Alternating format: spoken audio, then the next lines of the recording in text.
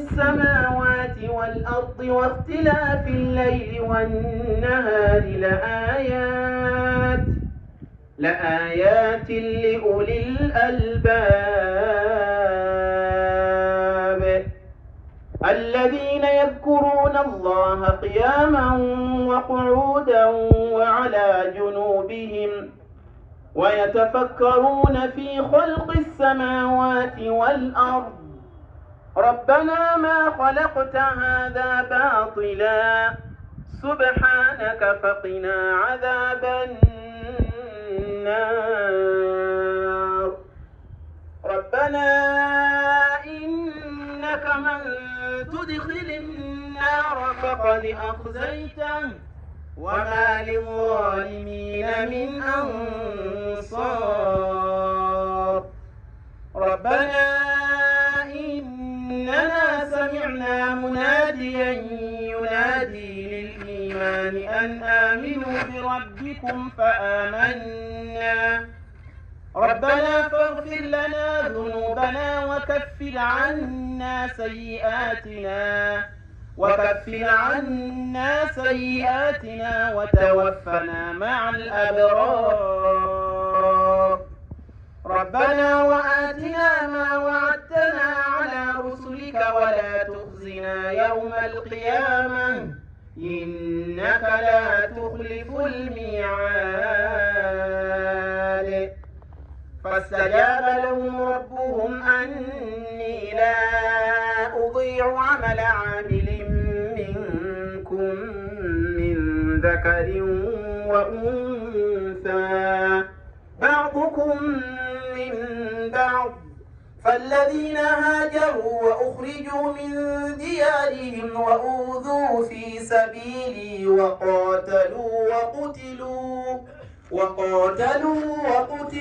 لأكفرن عنهم سيئاتهم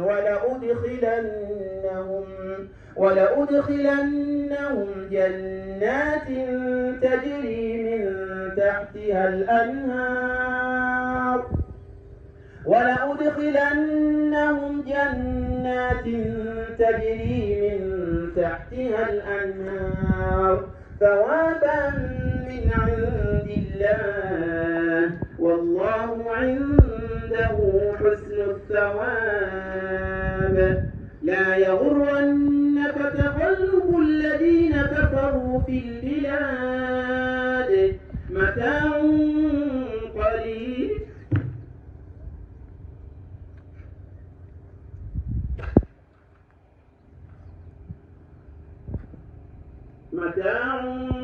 قليل ثم مأواهم جهنم وبئس المهاد لكن الذين اتقوا ربهم لهم جنات تجري من تحتها الأنهار خالدين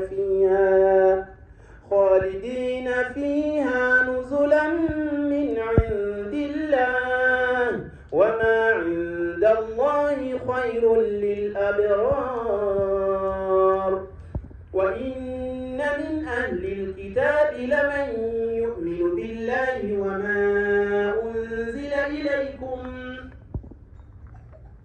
وما أنزل إليهم خاشعين لله لا يشترون بآيات الله ثمنا قليلا أولئك لهم أجرهم عند ربهم إن الله سريع الحساب يا أيها الذين آمنوا اصبروا وصابروا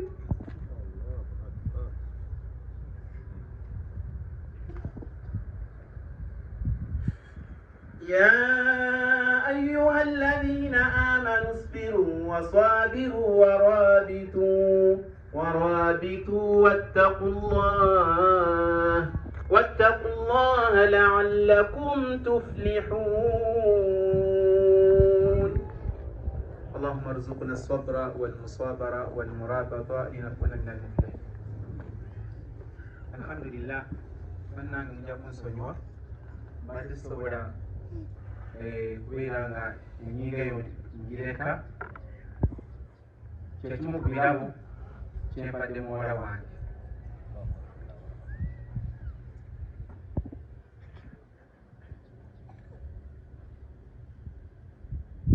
abanakitwala tukoze bida munga basaasire nsazeho kumusomera Qur'an.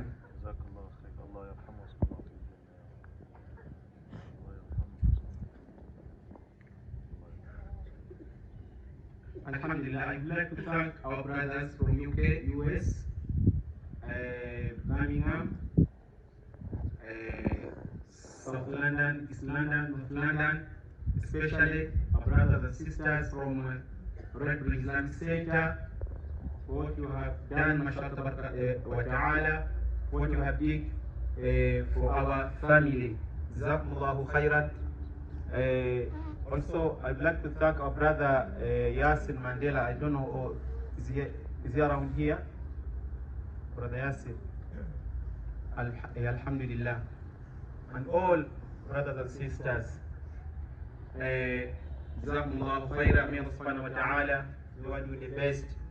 May Allah subhanahu wa ta'ala give you a strong iman, good health, good wealth. Inshallah ta'ala. Barakallahu fikum wa ja'ala dhalika fi mawazin hasanatikum. Bannange mujja kunsonyiwa mwenna abazze beetondedde okubalwisa kikanga bwakyanguddeko mbadde London mu nsaaza tarawih. Mwana badde mu followinga era ntuuka okugenda nga embeera egaanye. Neŋŋamba Hajjati mwebaza nze famire yonna nti mbadde ngezaako okubalinda kubanga bo twagenda ate ne balekayo ate bo ne basigalayo nga n'okwasaganya ebirala. Ne bagamba kati nze mbakwasiza Allah kaŋŋende nekola puroguramu ey'okubakomyawo. Puroguramu abasawo e India omulundi guno gwokubiri baatugoba. Bwe twatuukayo twamalayo omwezi mulamba naye tebaatuwa treatment okujjako okutuwa pain killers. Bagamba nti tewakyali no more medication, no more treatment, no surgery. Ebaga nti you go back to Uganda. Kati ngaffe abazadde kyatukwatako nnyo naye nasigala ngamba Hajjati nti in ajaza alkhalqu fala yajizu alkhaliqu. Ebitonde bwe biremereddwa Allah takola ki? Talemererwa. Nemugamba totya, tudde Uganda insha Allah, Allah ajja kutuwa we out. Era twafuna obuzibu, twamala ennaku 12 ng'ennyonyi zikyatugaanye okutussaako. Eyali ekkiriza yali Qatar Airways. Bwe twatuukayo ne bagamba twagala medical report eri current nga balaba embeera y'omwana tebasobola kumussa ku nnyonyi. Era ne tuddayo, Hajjati n'addayo kuba ye yaliyo yekka bambi. Bwaddayo ne tukola puroguramu eya medical report ne tunyowereza Qatar Airways ng'erina approval tunagifuna after 3 days. Ne tulira 3 days ne zigwako ne tugenda ku kisaawe booki. Hajjati yali yekka, nze nnyonyi eno gyali eri. N'agenda ku kisaawe. Atuuka ku kisaawe nga bamugamba nti mwakawuntinze bubi ennaku, mwataddemu olwa wiikendi ate terubaliwa. Kati mubiddemu buto muteeba mukole medical report ate mubuukinga ennaku 3. Wonna tugenda okufuna approval twagifuna Tuesday newedde. Mu wiiki eno yennyini ku Tuesday. Otufuna approval ku Tuesday ne tubuukinga nga balina kutuuka ku Lwakuna. Lunaku Lwokuna kumakya ne basimbula okuvaayo ne bayingira wano ekiro ssaawa 3 ez'ekiro ku Lwokuna. Allah wa buyinza, Musiraamu mbadde njogera naye ku video call naye nga yaŋŋamba ekigambo ekyasemba, yaŋŋamba nti dadi sindika ennyonyi nze nkooyeeyo eno njagala kudda waka. Maama we n'amubuuza nga mpulira ti Rahma okooye wano mu ddwaliro e Uganda ogenda kukola ki? N'agamba nti njagala genda kusoma ki? Qur'an. bamugamba nti onoosoma kya Qur'an bajjukira Allah yagenda amuggyako ebiyungo bye kimu ku kimu gasooka n'amuggyako amaaso omwana yakwata Qur'an ng'alina eriiso limu ng'alina sayidi emu bajjukira kikome yali ku sayidi ya ddyo wonna nettawo kati nga okutu tekukola eriiso terikola ng'alina eriiso limu n'okutu kumu era yemera gyakwatidde mu Qur'an okuva lekyamukwata mu Feebu 2020 mu covid period nekugamba kakwate Qur'an n'atandika neya Sarna mu Feebu 2020 nga bamuwa abeera mu ddwaliro wali emulago neya Sarna ne bamusomesa ya Sarna naye nga bwadde enkulu ng'adda ku Qur'an ekyenjawulo Rahma kyabadde alina nti Allah yamuwa amagezi gabadde mangi nga weewuunya kuba badde asobola okukwata pages 4 za Qur'an abakwata Qur'an mukitegeera kyenjogerako pages 4 nga zikwatira mu ddakiika nga 10 n'agamba mmaze agenda okusoma nga byonna bituufu nga nanga neewuunyisa so kakati okutabalwisaayo ne bajja olwokuna alhamdulillah ng'amaze okwogera nange talaba nno amaaso go gaagenda abayi takyalabira ddala naye nga ategeera kutegeeza nga dadi sindika nnyonyi jjukira ti baaba musinga emirundi 2 agenda ku kisaawe n'akomawo nga dadi sindika ennyonyi nze njagala kufaayo eno bamubuuza nti oyagala genda kukola kye Uganda nti njagala genda kusoma Qur'an omwe namugamba nti kakati gwatalaba ogenda kusoma kya Qur'an nagamba ojja kunteeka wali ng'osomesa nga bwempuliriza awo bwe nasinzidde nensaba muzeeyi wange Sheikh Haruna Madogo nemugamba muzeeyi nsaba ndi weebugerere ndi busaana yewaffe naye nsaba omwana muzzukulu wo okkirize tumuziike Bombo ng'ekyama ekirimu mwana muto ebigambo byayogera nga bya kikulu ayagala kubeera awali ki awali Qur'an nasigadde okuva olwajjo lwonna nga kiriko omutwe nabadde mmanyi nti oba tumuteeka kumpi wali Bombo naye alhamdulillah nebaza ttiimu ebadde ku grawundi muzeeyi Haji Kasoma King tola ku salaamu oyo abadde King ng'oli ekwini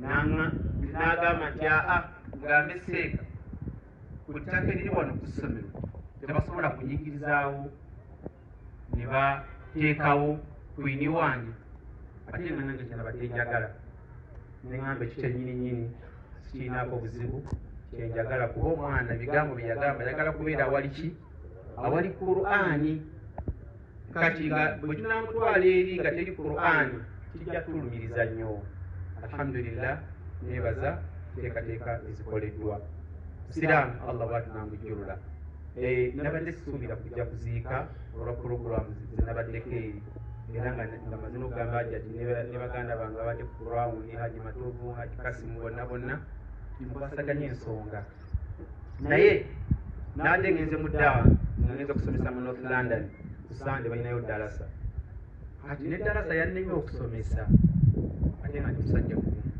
ne bagamba nange nina obuzibu naye mundeke tujja kulaba next weekend ne banvuga ne banzijawo ne bankomyawo ku masijidi nasanze bakama bange we bali awo abayindi benna bonna bensaaza nga kyabakutteko dda naye kuba ebifaananyi bya Rahma byo byatambula nnyo bya Qur'an era babadde babiraba ne bagamba Sheikh what are you thinking ne bagamba about what bagamba nti you have to go back as soon as possible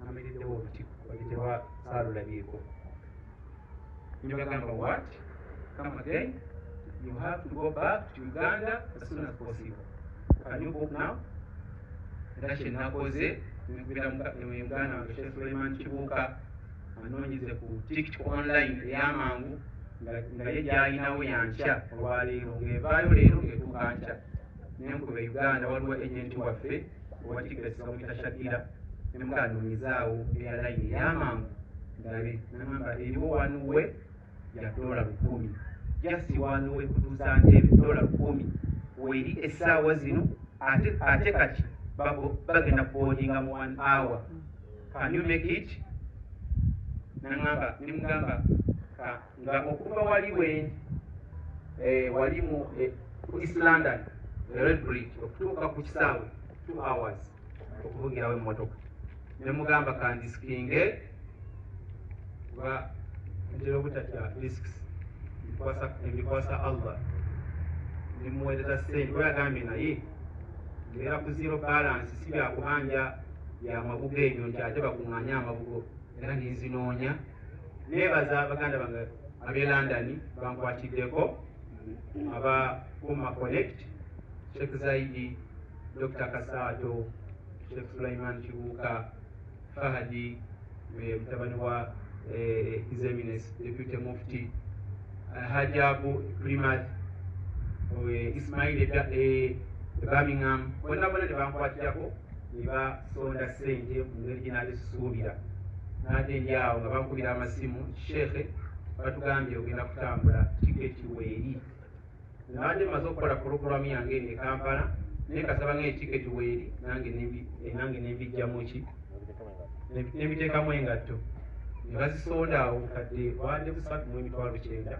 mu ddakiika nga 5 ne tuziweereza agenti n'akasuka tiketi yabadde Rwanda Air ngetuuka ssaawa 5 twageza okutuuka ku kisaawe nga bakulozinze kawunta ataawo neganesiiba nemugamba tukoze tutya ddala waliwo Kata Airways naye ejja kutuuka ssaawa 9 enkya nemugamba kisingako kukola ki okutagendera ddala netukozesa eyo kwekeerewamuuko alhamdulillah nebaza Allah porogulamu bwetyo yabadde ne bakama bange naate kisuubira nti basobola okunta nebantadde mu nnaku ey'amaanyi neewunyiza ate babadde bakaaba nnyo n'okunsinga nga bansaasira nnyo ne banga sheekh lwaki oli mugumu nebaga nange simanyi naye nga nange neegumya bwegumya bwemba ngenzeeko nga ndinzekka Allahu mustaan sawa Allah tugumye beebaza bonna okutwaliza wamu ab'e London bakama bange bonna neebaza